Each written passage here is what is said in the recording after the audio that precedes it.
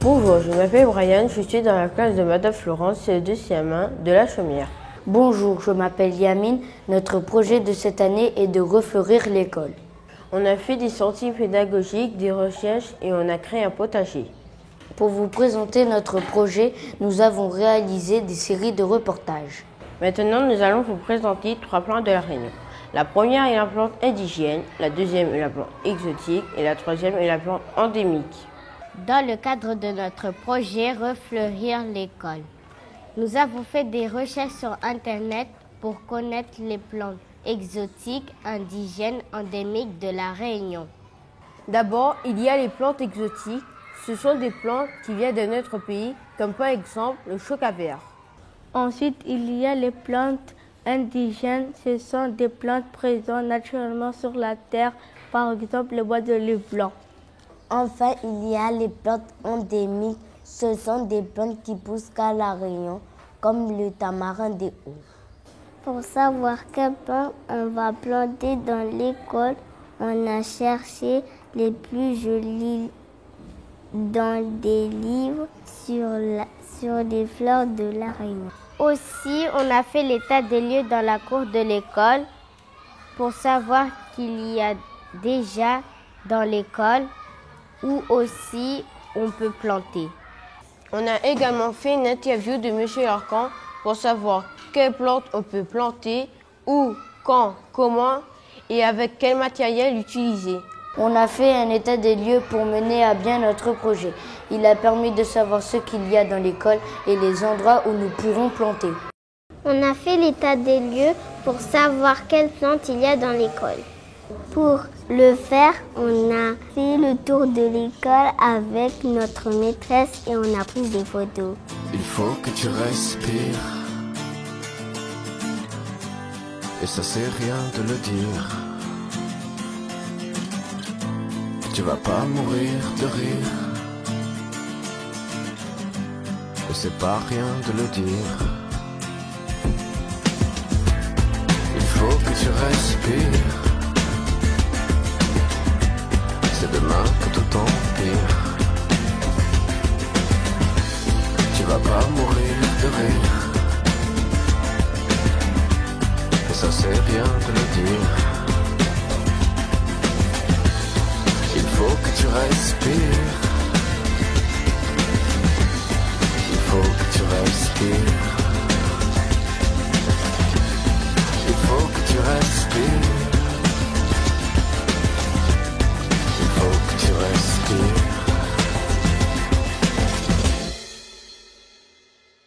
Nous allons vous présenter notre visite à la maison du Parc national à la plaine des Palmistes. Pendant cette visite, nous avons pu découvrir les trésors de notre île. On a aussi fait des recherches en dehors de l'école.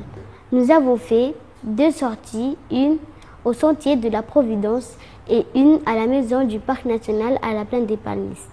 Effectivement, on a ramassé des échantillons pour faire un herbier des plantes. Malheureusement, ça n'a pas marché. Les échantillons étaient pourris lorsqu'on nous sommes revenus à l'école. Ce jour-là, nous avons beaucoup marché et nous avons vu des plantes comme le choca vert, la liane papillon et le palmier royal. Lorsque nous sommes arrivés au kiosque du sentier, nous avons fait une petite pause et nous avons pris un énorme goûter, c'était délicieux. Ensuite, nous sommes allés à la maison du Parc national. Nous avons fait un pique-nique et nous avons observé les fleurs et les plantes. Mais quel est le rôle de la maison du Parc national? Le rôle de la maison du Parc national est de protéger l'environnement et d'expliquer à tout le monde qu'il faut protéger notre environnement. À la maison du Parc national, il y a plusieurs jeux dans des quiz. Il y a aussi une carte en relief, c'est-à-dire en 3D. Sur cette carte, il y a beaucoup d'espaces verts qui représentent aux montagnes et aux espaces protégés de l'île. À la maison du parc, il y avait des vidéos qui expliquaient plusieurs choses sur les pitons, les remparts et les cirques. Il y avait une légende autour de cette carte qui nous aidait à situer les 3 cirques sur la carte. Le cirque de Mafat, de Salazie et de Silaos. Cette légende nous a permis de retrouver les musées et les différents sites appartenant au parc national.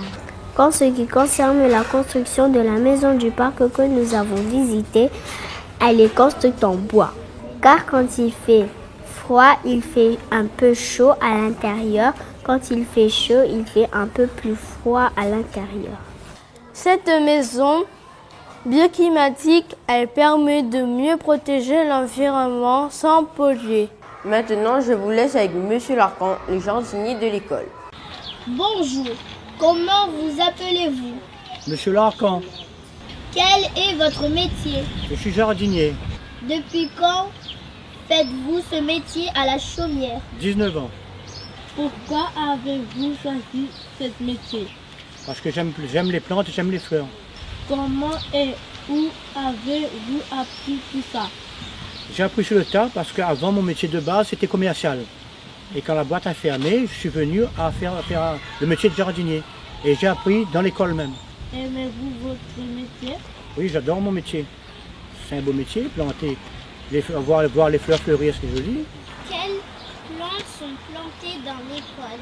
Et il y a plusieurs, il y a les arbres fruitiers, il y a manguiers, avocatiers, il y a après les citrons, citronniers, il y a encore combava, tout ça dans l'école. Et puis la plante verte, les plantes grasses, là, palmiers multipliants. Pourquoi avez-vous choisi ces plantes pour l'école? Non, parce que ça fait joli, il y a des plantes qui fleurissent, qui fait joli l'école. Et puis il y a le citronnier, c'est pour nous-mêmes, pour nous servir nous à la cuisine et donner aux maîtresses et à la cantine. Le citronnier, combava, tout ça. Depuis quand avez-vous planté ces plantes? Il y a par exemple le manguier, quand je suis arrivé, il était là. Il y a le citronnier c'est il y a 5 ans.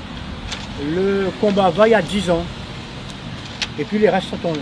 Tout ça, c'était là. Ça, il y a 10 ans aussi, avocat. Peut-on planter des plantes dans l'école? Il n'y a pas de souci. Quand tu veux, tu viens de planter. On prépare le parterre du terreau, tout ça. Quand tu es prêt, tu viens. Voilà. Un groupe d'élèves a étudié les besoins des plantes. Après être allé à la Providence et à la maison du parc national, on a fait une recherche sur les besoins de la plante. Pour cela, nous avons réfléchi sur comment faire pousser une plante. Pour cela, nous avons écrit nos hypothèses. On sait que la plante peut avoir besoin de plusieurs choses pour pousser, comme de la terre, de l'eau, du coton ou de la mousse et de la lumière, du soleil et du terreau et d'eau. En plus de cela, on a fait un schéma, c'est-à-dire un dessin pour montrer nos idées, mais quand même, on a vérifié dans un livre nos hypothèses. On a découvert qu'il fallait bien remuer la terre pour faire remonter les minéraux. Voici un dessin qui montre la première étape, la croissance d'une graine. La première étape consistait à planter la graine. Qu'est-ce qu'une graine? Voici une graine. De quoi est-elle constituée? Elle est constituée de 2 parties, les cotylédons.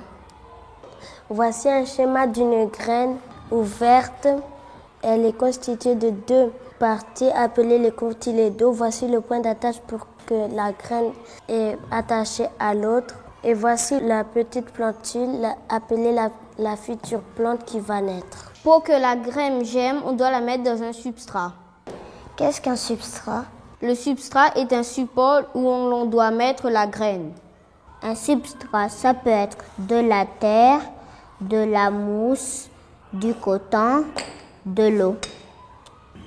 Quand le substrat est de la terre, il est important de labourer la terre. Que signifie le mot labourer? Labourer signifie de remuer la terre pour faire remonter les minéraux nécessaires pour les besoins de la plante. Lina, Salama et Liana vont vous présenter les outils pour jardinier. Bonjour, je m'appelle Liana. Bonjour, je m'appelle Salah. Bonjour, je m'appelle Lisa. Nous allons vous présenter les différents matériels qu'on peut utiliser pour faire germer une plante. Je vais vous présenter la griffe. Elle contient 4 griffes très pointues, un manche pour qu'on puisse la tenir. Il faut faire très attention car si on la met à l'envers, elle risque de trancher la personne. Je vais vous présenter la pelle qui sert à creuser la terre. Et pour qu'elle ne se casse pas, elle est en métal. Je vous présente le plantoir qui sert à faire des trous pour mettre les graines dans la terre. Le seau sert à transporter plusieurs choses comme de l'eau, de la terre, du matériel. Et pour qu'on puisse le transporter, il a un manche en métal. Pour terminer, nous allons vous présenter l'arrosoir qui sert à arroser les plantes. Et pour que les plantes ne s'abîment pas, nous avons la pomme d'arrosoir. La pomme d'arrosoir sert à caler l'eau pour qu'elle ne se projette pas trop sur la plante. Une équipe va vous expliquer comment planter et vous présenter les résultats des plantations. Bonjour, nous allons vous présenter les différents espaces délimités pour planter. Nos premières plantations s'est déroulées à l'arrière de l'école pour que les enfants ne l'arrachent pas.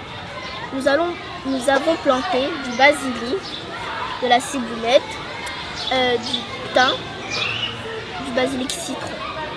Pour le basilic, on a planté dans une jardinière à cause du mauvais temps. Puis on a transplanté les basiliques dans la parcelle. Pour cela, nous avons d'abord besoin de labourer la terre car il était chef. Ensuite, nous avons fait des petits trous à l'aide du plantoir. Puis on a transplanté chaque petite pousse pour les replanter dans une autre parcelle. Et pour qu'on reconnaisse tout leur nom, nous avons une petite carte affichée basilic dessus. Et nous allons le transporter pour reconnaître la plante. Puis dans une autre parcelle, nous avons planté la tomate cerise, du thym et de la menthe. Ensuite, dans la coursive, nous allons planter 4 variétés de fleurs. Il faut commencer par labourer la terre. Ensuite, on a tracé des triangles équilatéraux à l'aide de pics à brochettes et de ficelles.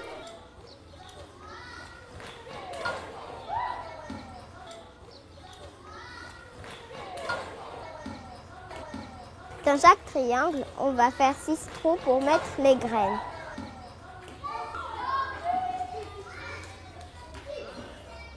Puis, il faut prendre la pelle pour recouvrir les graines. Dans chaque triangle, on va planter une variété de fleurs. Au final, nous allons obtenir de belles fleurs alternées. Pour cela, n'oublions pas de venir les arroser régulièrement. Pour finir, il ne faut pas l'arroser avec trop d'eau, sinon elle risque de se noyer et de mourir. Pour planter, nous avons besoin de graines, d'eau et d'un espace où elle pourra recevoir de la lumière. Il ne faut pas planter les œufs d'Inde car ils sont toxiques. C'est pour ça qu'on ne les a pas plantés dans l'école. Un groupe d'élèves a travaillé sur les tomates. En arrosant le pied de tomates, on a vu des petites fleurs jaunes. C'est un jardin extraordinaire. Il y a des canards qui parlent anglais. La semaine suivante, on a vu des petites tomates vertes. On a donc fait des recherches sur la tomate et sur la transformation de la fleur en tomate. Papa, c'est un jardin extraordinaire. Il y a des oiseaux qui tiennent un buffet. On a trouvé plusieurs livres sur le potager et sur les fruits et sur les légumes. On a trouvé un livre sur la formation de la cerise. Mais on s'est posé la question, est-ce que la tomate c'est un fruit ou un légume? Dans un livre de sciences, on a trouvé que la tomate était bien un fruit car elle contient des petites graines à l'intérieur et elle est produite par la fleur. Bonjour, nous allons vous présenter les différentes étapes de la formation de la tomate.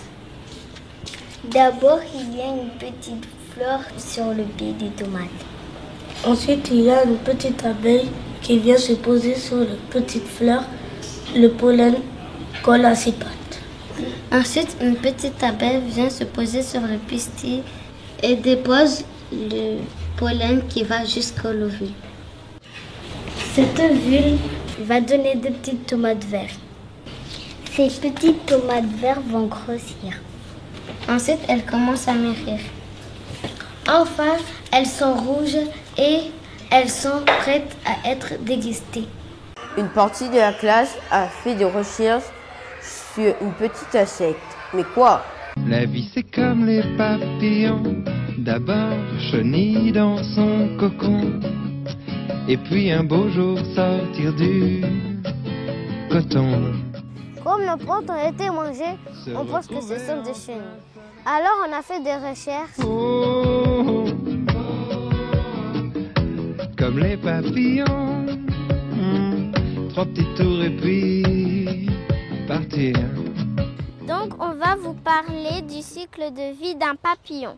D'abord le papillon pond un œuf, puis cet œuf éclot.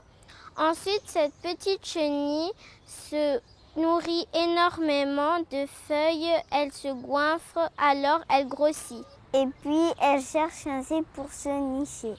Une fois qu'elle a trouvé son site, elle produit du fil de soie. Derrière sa tête, elle a une filière qui fabrique ce fil. Après, elle gigole et elle s'enroule le fil. Ensuite, elle perd sa peau et une nouvelle peau apparaît. Cette peau durcit et elle devient une nymphe. Enfin, elle devient une chrysalide qui ressemble à une feuille. Puis la chrysalide s'ouvre, le papillon sort et s'envole. Puis le cycle de vie d'un papillon recommence. Et s'envoler. Pour que les enfants n'arrachent pas les plantes, nous avons fabriqué des panneaux. Après avoir retrouvé nos plantes écrasées par des pierres et l'espace de plantation piétiné, nous avons décidé de créer des panneaux. On a fait des panneaux pour dire à tous les enfants de faire attention à nos plantations et de ne pas arracher nos plantes. C'est aussi pour leur dire que s'ils veulent une belle école fleurie, il faut respecter nos plantations. J'ai préparé une affiche pour la cour des petits en disant de ne pas arracher les plantes, mais vu qu'ils ne savent pas lire, j'ai fait un dessin. On place le dessin bien au bord pour que le dessin ne sorte pas quand on met dans la machine. Et on arrive à mettre dans la machine grâce à les petits repères. On plastifie les panneaux pour les protéger de la pluie et de la saleté. Tiens, et puis tu poses sur la petite bande en 1/4.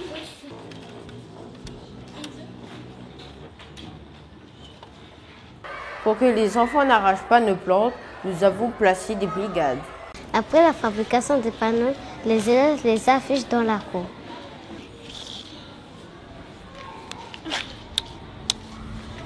Puis nous allons disposer plusieurs affichages sur la parcelle.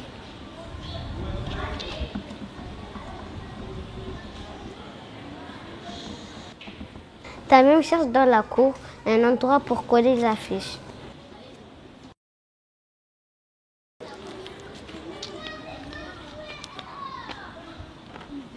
Willenji et Brian accrochent l'affiche sur le grillage.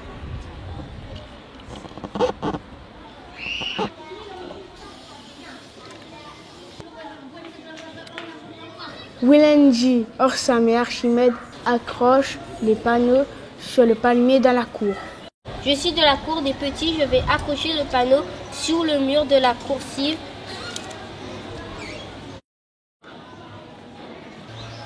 Ce dessin veut dire de ne pas arracher les plantes et respecter les plantes. De ne pas arracher les plantes de toute l'école. En plus des panneaux, nous avons mis en place un couple de brigades dans la cour de l'école.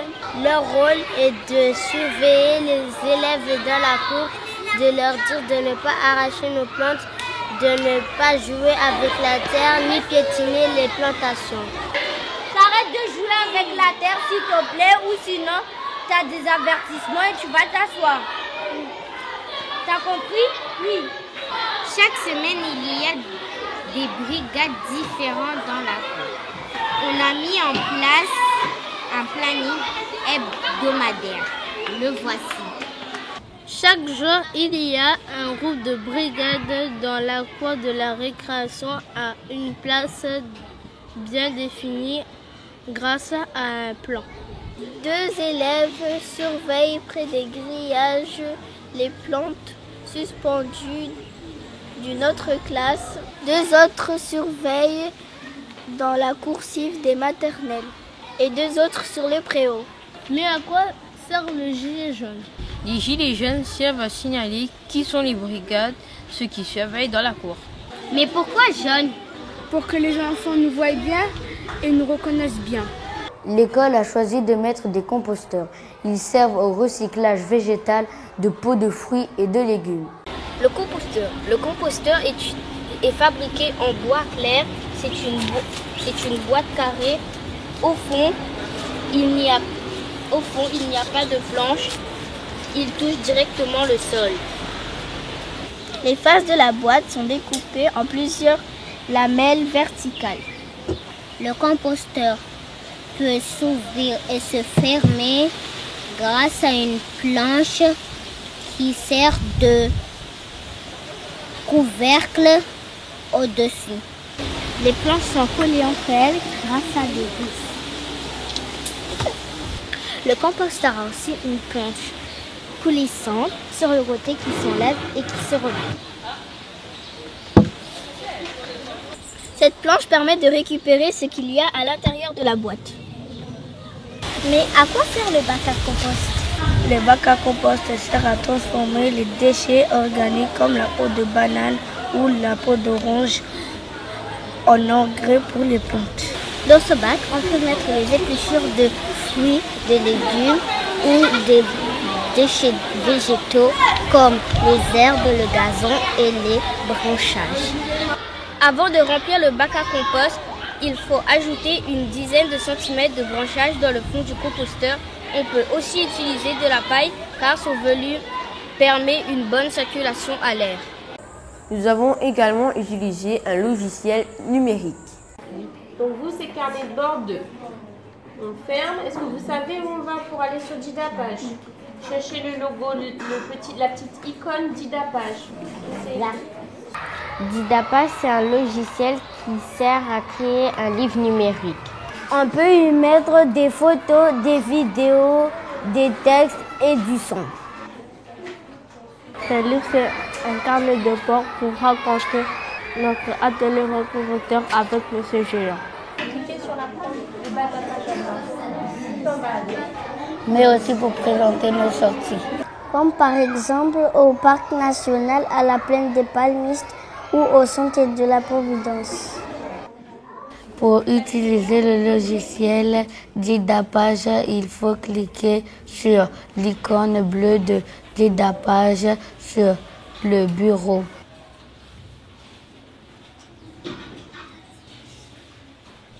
Ensuite, on clique sur menu principal, puis on clique sur démarrer un nouveau projet.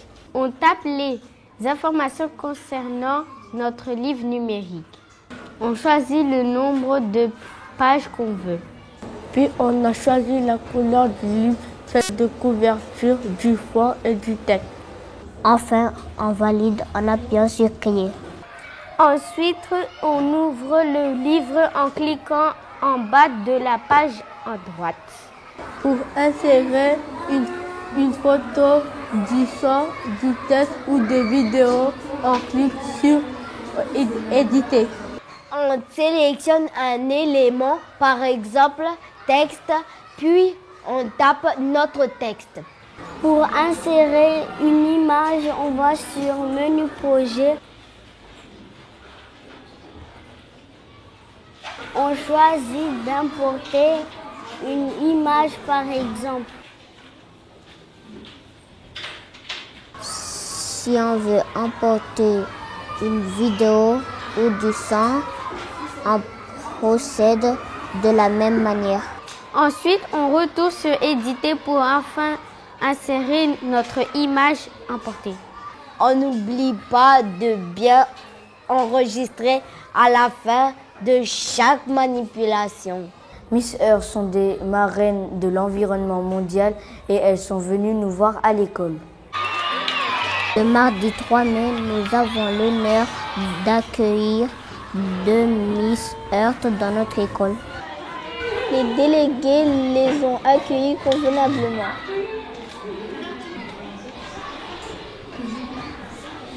Alors, qui c'est qui a des poubelles chez lui? Tout le monde, c'est bien. Nous avons fait plusieurs photos avec elle devant le portail et dans la classe. La poubelle verte, c'est pour les déchets. Voilà. Ce qu'on peut pas recycler. Voilà, exactement. Nous avons chanté pour elle et tout le monde a adoré la chanson.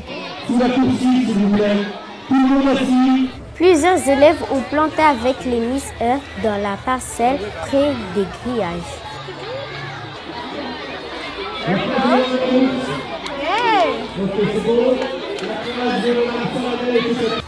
Les élèves qui ont participé sont les élèves de grande section CM1, CE2 et CE1.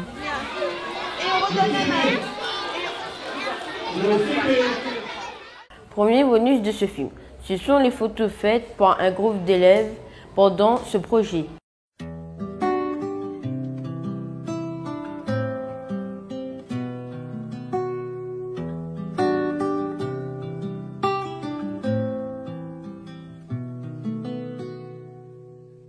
Allez entrer les enfants et arrêtez de vous chamailler. Avancez dans le calme, je sais que vous en êtes capables. Asseyez-vous tranquillement, chacun sa place, ça y est. Écoutez-moi, mais ce matin, n'ouvrez pas vos cartables.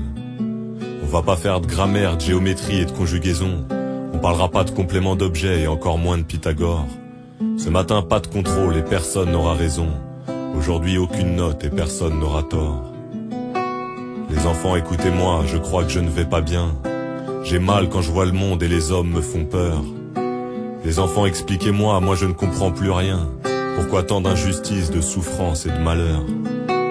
Hier soir, une fois de trop, j'ai allumé la télévision. Sur les coups de 20 heures, c'était les informations. Et tout à coup, dans la pièce, s'est produit comme une invasion. De pleurs et de douleurs, c'était pire qu'une agression. Hier soir, l'actualité comptait beaucoup plus de morts que de cheveux sur le crâne de Patrick Poivre d'Arvor. Et c'est comme ça tous les jours, un peu partout sur Terre. Je crois qu'il fait pas bon vivre au 3e millénaire. Comme aux pires heures de l'histoire, des hommes se font la guerre. Des soldats s'entretuent sans même savoir pourquoi. S'ils s'étaient mieux connus, ils pourraient être frères. Mais leurs présidents se sentaient les plus forts, c'est comme ça. Et puis à toutes ces religions qui prônent chacune l'amour et qui fabriquent de la haine, des assassins, des terroristes. Pour telle ou telle croyance, des innocents meurent chaque jour. Tout ça au nom de Dieu. On sait même pas s'il existe. Les enfants, désolé, on vous laisse l'humain en sale état. Il faut que vous le sachiez, alors aujourd'hui j'essaie. Les certitudes des grandes personnes provoquent parfois des dégâts. En fait, l'adulte est un grand enfant qui croit qu'il sait. J'ai mal au ventre, les enfants, quand je vois l'argent mis dans les armes, dans les fusées, les sous-marins et dans les porte-avions. Pendant que des peuples entiers manquent d'eau comme nos yeux manquent de larmes, et voient leurs fils et leurs filles mourir de malnutrition. Apparemment, la nature elle-même a du mal à se nourrir. Les hommes ont pollué l'air et même pourri la pluie. Quand il y aura plus d'eau nulle part, faudra garder le sourire. Et même l'odeur des forêts sera tombée dans l'oubli. Les enfants, vous savez ce que c'est, des ressources naturelles? Si vous savez pas, c'est pas grave, de toute façon il y en a presque plus. Les mots humain et gaspillage sont des synonymes éternels. L'écologie à l'école ne serait pas une matière superflue. Les enfants, désolé, on vous laisse la terre en sale état. Et bientôt sur notre planète, on va se sentir à l'étroit. Gardez vos doutes, vous seuls pourrez nous sortir de là. L'enfant est un petit adulte qui sait qu'il croit.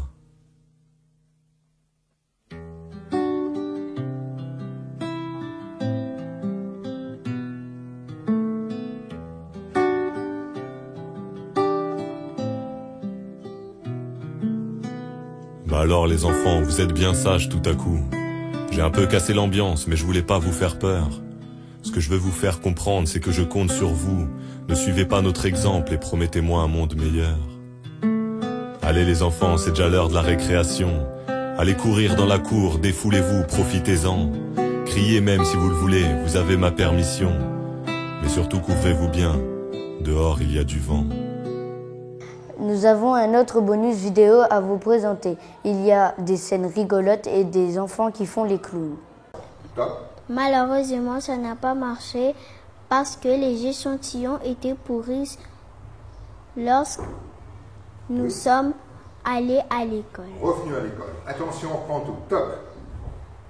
Effectivement, on a ramassé des échantillons. Malheureusement. Attends, quoi? Tu reprends un malheureusement. Ah.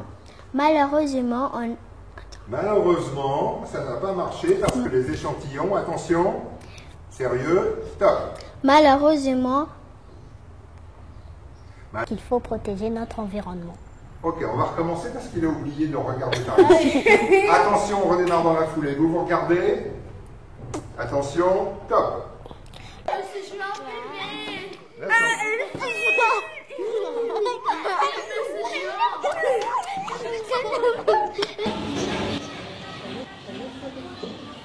Non, ne regarde pas toi, travaille. Oh, mais c'est pas possible. Tiens. Refais. On est d'accord? Vos decks, vous les rangez quoi? Dans vos cahiers? Allez.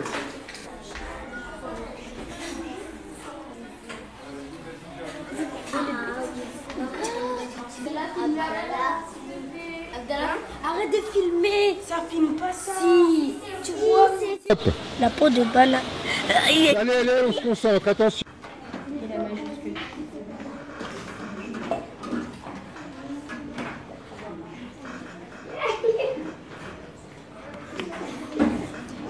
Eh oh. Tu connais ta phrase? Les élèves qui ont participé sont les élèves de G grande section. Alors attends. Top. Top. Nous avons découvert des choses que... Alors, articule, mon cher Brian. Nous Concentré, Yannick, par ici. Attention. Stop. Nous avons... Attends. Ah non, on joue pas là. Mais on s'en fiche, on la voit pas. Attention. Stop. Nous avons découvert des choses que nous ne connaissions pas. Nous avons découvert des choses que nous ne connaissions pas. Hey, regarde devant. Stop. On est très fiers d'avoir créé ce projet qui nous a occupés toute l'année scolaire. Nous avons découvert des choses que nous ne connaissions pas. Nous remercions Madame Florence, notre maîtresse, et Monsieur Jehan, le journaliste de la CINOR. Merci, au revoir.